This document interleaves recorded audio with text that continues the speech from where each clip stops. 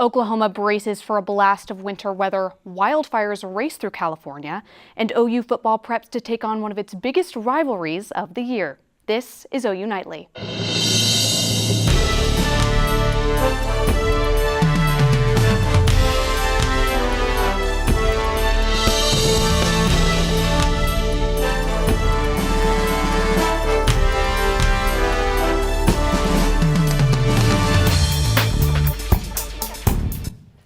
Oklahoma is preparing for its first freeze of the season as the snowplows and the salt spreaders will be tested in Oklahoma City. Thank you for joining us for OU Nightly. I'm Nicole Nielson. And I'm Parker Thune. Freezing weather is moving in and the National Weather Service is tracking the chances of snow come Monday. Student meteorologist Leah Hill joins us now with a first look at the forecast. Leah? Thanks, Nicole. So the latest information has been coming in, which is increasing our confidence for snow on Monday. So we do have this freeze warning that is in effect through tonight and tomorrow. This is the first freeze we've had since April 16th. And then on top of that, we have this system moving in on Monday with a very strong cold front, providing us this Arctic blast of air. So it looks like some light snowfall accumulation is possible on Monday with a chance for that snowfall accumulation to increase. And then we have that freeze warning again is in effect for Oklahoma, and we are looking at that in the entire state. So Norman, we are in that freeze warning. But coming up, I'm going to be talking more about the freeze potential, also California fires that we are seeing, and the snow on Monday. Back to you guys. Thanks, Leah. And as you touched on, those California residents are racing to escape the flames of multiple fast-moving wildfires that are destroying thousands of acres in northern and southern regions of the state. Every day is fire season somewhere in California. Every day we have the potential for these large, damaging, destructive, and deadly wildland fires. The flames have left the city of Paradise and Thousand Oaks destroyed, while Malibu is currently under a mandatory evacuation. So far, we know at least 5 people have died from these fires. California was hit hard in the past few days as folks there also deal with the aftermath of a deadly mass shooting at a Thousand Oaks bar. Today we learned one of the young men killed was a survivor of the Las Vegas shooting last year. My name is Susan Orfanos. My son was Tel Orfanos. We lost him last night at the borderline shooting. My son was in Las Vegas with a lot of his friends and he came home. He didn't come home last night, and I don't want prayers. I don't want thoughts. I want gun control, and I hope to God nobody else sends me any more prayers. I want gun control. No more guns. We now turn to the OU Nightly News Center, where Scott Haas has more information on the man police say was the shooter. As people still continue to reel after the deadly shooting at Thousand Oaks, we're beginning to learn more about the suspected gunman. He attacked me. He attacked his high school track coach.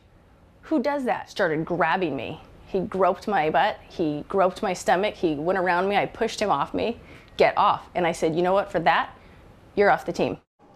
Investigators are still trying to figure out the motive of the shooter. Memorial services for the victims from Wednesday night's shooting continue today as the community begins to recover and support one another. Families and friends of the victims hold ceremonies in remembrance for the 12 people whose lives were cut short. The day before, police officer and the community held services for former OU grad who gave his life, Ron Helis. Our thoughts are with all of those involved. The nation is getting a sense of deja vu from the 2004 election as Florida faces election count issues in Broward and Palm Beach County. As protesters descend on election officials at Broward County, President Trump and Florida Governor Rick Scott claim that Democrats are stealing the race with fraudulent activities. Also, some 25,000 people in Broward casted votes for governor, but not for senator, raising fears that the ballot layout wasn't read correctly electronically. And Senator Jeff Flake announced that he is going to put forth a bill next week to protect Robert Mueller and the special counsel from being impeded. Thank you, Scott. The Muskogee Greek National Council voted to repeal its Free Press Act last night. The repeal affects the tribe's newspapers, the weekly TV show, radio, and graphic designs as well. Muskogee District Representative Pete Beaver says this isn't personal against the newspaper staff, but there's just too much negativity in the newspaper. There just needs to be more positive coverage. The council repealed the act on a 7-6 vote, and the Society of Professional Journalists and other organizations today criticized the vote and called on the tribe to rethink its decision. Medical marijuana stores in parts of the state are running out of product, and that's driving prices up for customers. The owner of Healthy Buds Dispensary in Tulsa says he sells out of the marijuana flower faster than he can restock from the marijuana grower. As a result, growers are increasing prices, which means medical marijuana customers are also paying a heftier price.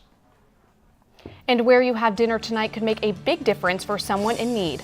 Coming up on OU Nightly, how your night out can go towards a good cause. Plus, a setback for the Keystone Pipeline project. We'll have details when OU Nightly continues.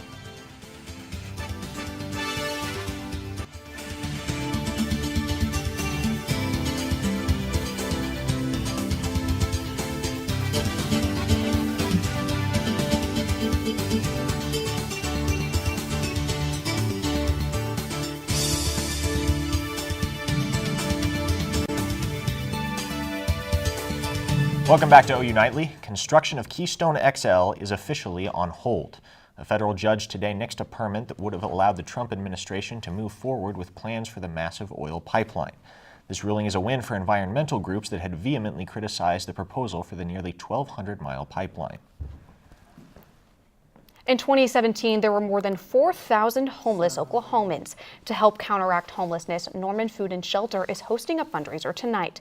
All proceeds will go to the Food and Shelter Incorporated organization. The event will have live music and items for auction, and donations will be accepted. The fundraiser will start at 7 p.m. and run until about 10 p.m. For more information on how to get involved, you can go to thefoodandshelterincorporated.org. Earlier this week, Sooner-thon set a record during its Day of Miracles fundraiser. The $163,000 raised goes toward their overall total, which saw the organization raise over $1 million this past March. Sooner-thon executive says every bit matters. Every dollar truly does make a difference for kids in Oklahoma, and so especially on large fundraising push days when we can put up a number like we did on Wednesday, it really means a lot because we constantly have families who come and talk at our meetings and who contact us telling us what a huge difference it's making for them specifically. So the more that we can raise, the better. The total amount raised for the year will be announced March 2nd. And we know colder weather is on the way, and just in time, the Devon Ice Rink is about to open. Find out when you can lace up your skates. Plus, Leah breaks down our chances for ice or snow come Monday. Leah? That's right. We have the freeze warning tonight and possible snow on Monday. I'll have all the details coming up next.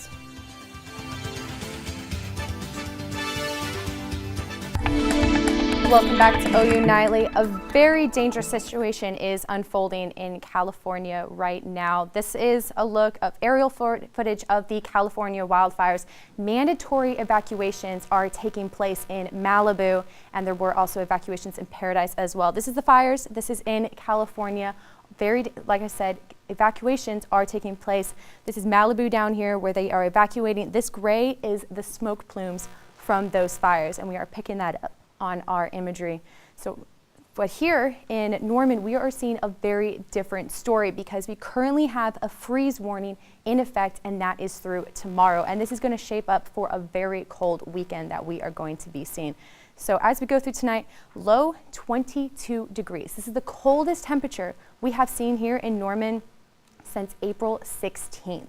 So freezing cold temperatures, well below freezing, well below our average for this time of year. Normally we're around 43 degrees, and we're going to be in below freezing for across the entire state. So very cold overall. We're not going to be warming up all that much tomorrow, only 41 degrees by noon, and then 5 p.m. we are going to hit 45 degrees. But the highs, again, not warming up.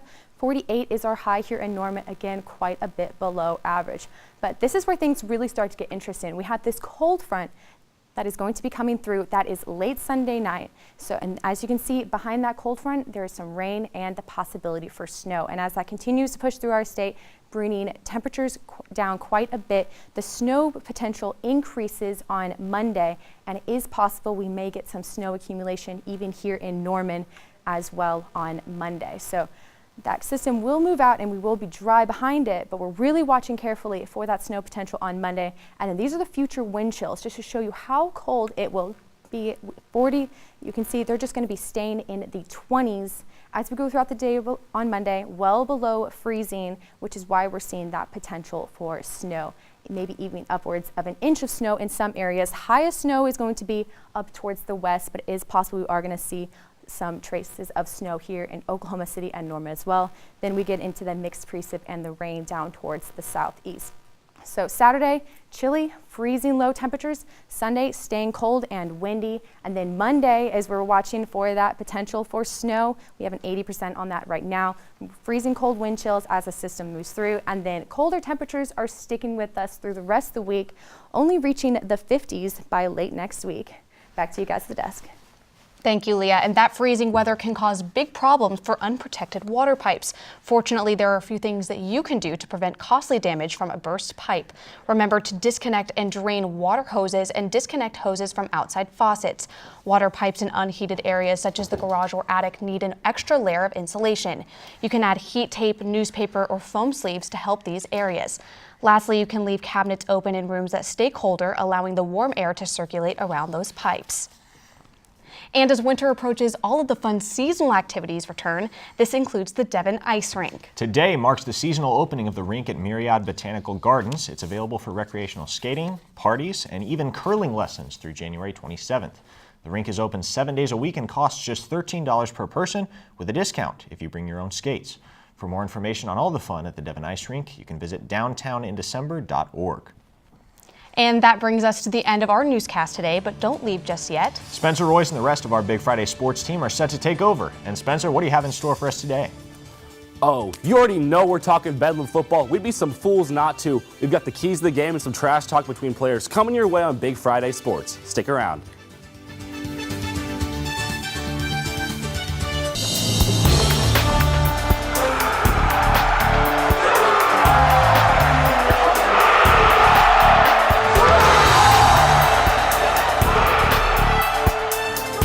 What's up, guys and girls? It's Bedlam Week, and Big Friday Sports is a classic fall football show for you all. Yeah, that's Spencer Royce. I'm Sam Brown, and your journey through this edition of Big Friday Sports starts right now. To kick it off, earlier in the week, Kyler Murray gave some priceless sound bites on his feelings towards OSU and Stillwater as a whole. So take a listen.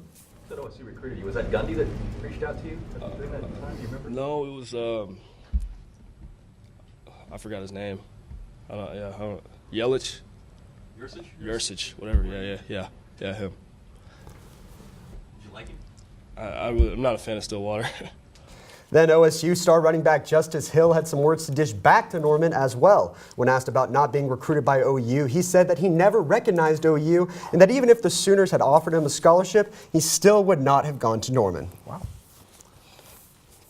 Hill also posted a controversial Instagram post with a caption reading, "Another day in the office," and tagged Trey Norwood as little boys and Robert Barnes as kids.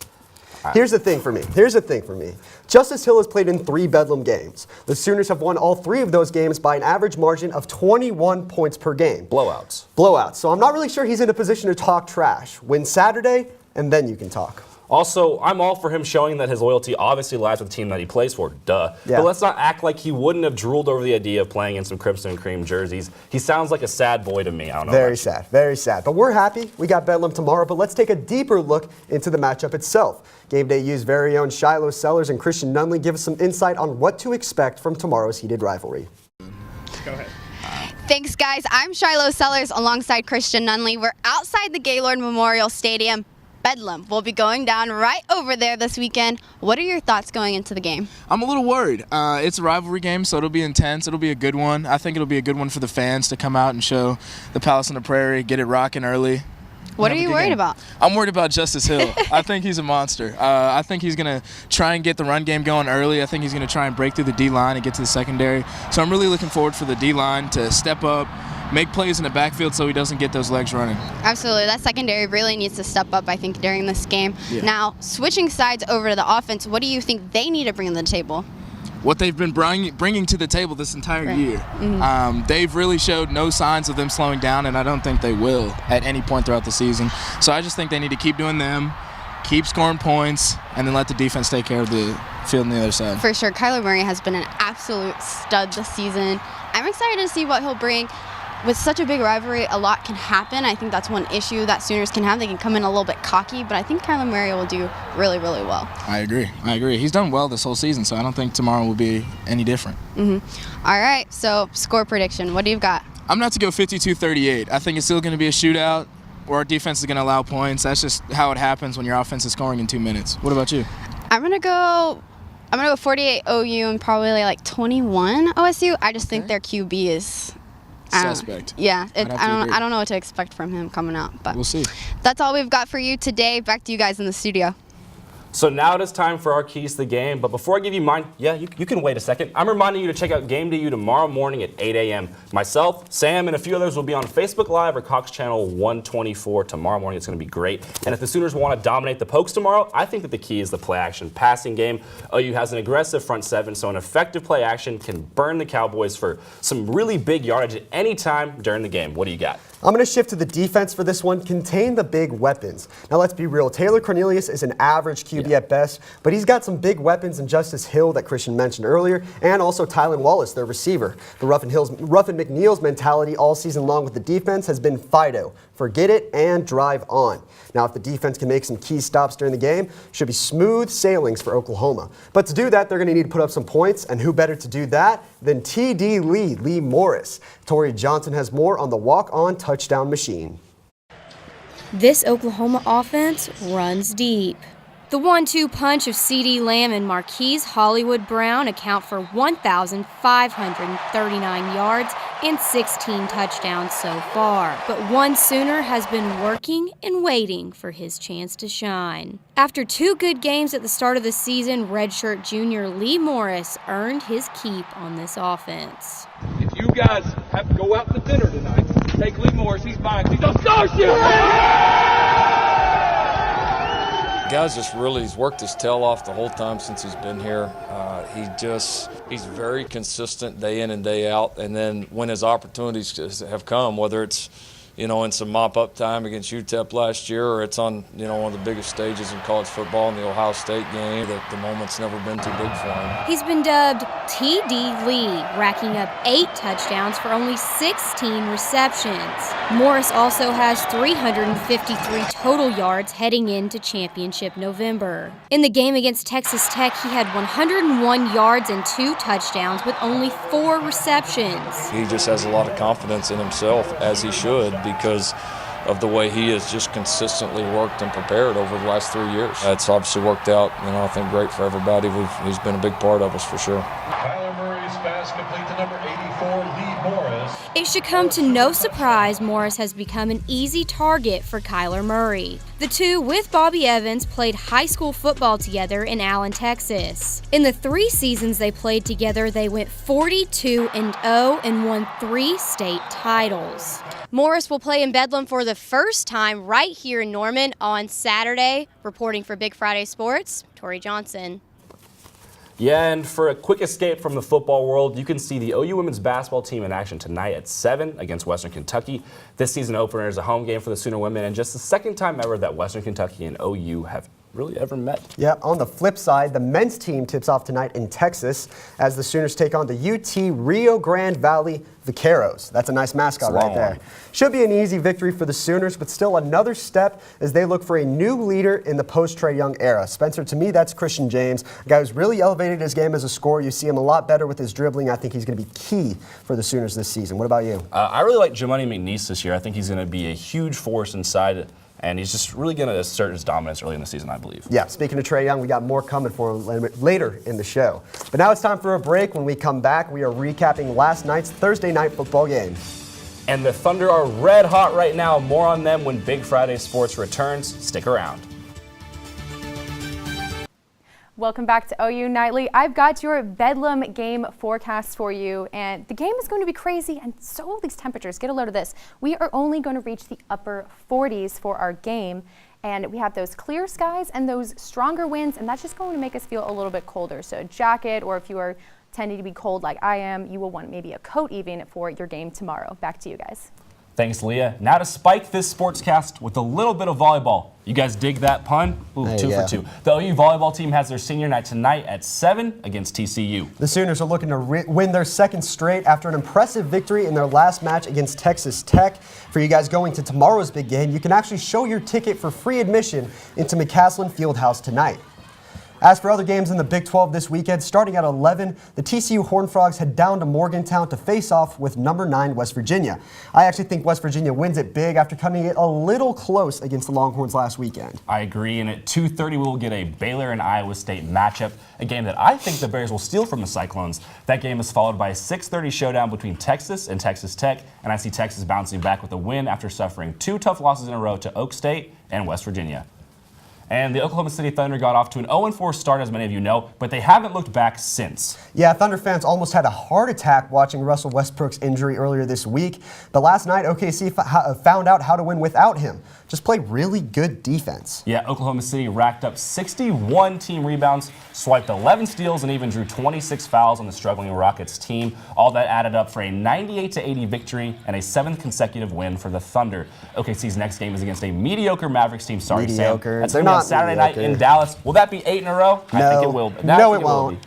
Professional athletes often have good games. That's why they're pros. Sometimes they even have great games. And then there's what Ben Roethlisberger did last night. Thursday night football, Panthers-Steelers. It was supposed to be a good game, but it didn't exactly turn out that way. The Steelers got off to a quick start and never looked back, dropping 31 points in the first half. Yeah, how's this for a stat line from Big Ben? 22 for 25, 328 yards, and 5 touchdowns. Perfect passer rating. Didn't play most of the fourth quarter. Didn't really matter. Steelers took the dub, 52-21. Now, if I had an Audi R8 worth $138,000, can't even imagine. I'd probably never want any food spilled in it, ever.